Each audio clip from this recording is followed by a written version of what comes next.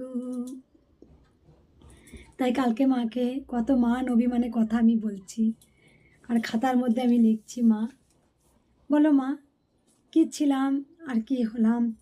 যখন আজ গোটা পৃথিবী, যখন কেউ আমাকে চিনতো না, কেউ জানতো না, হ্যাঁ, তখন সবাই মা মা যখন বলতো না, তখন আমি মায়ের কাছে কেমন, তখন এত গোটা পৃথিবী ছড়ায়নি, তখন মা আর আমি, শুধু আমি।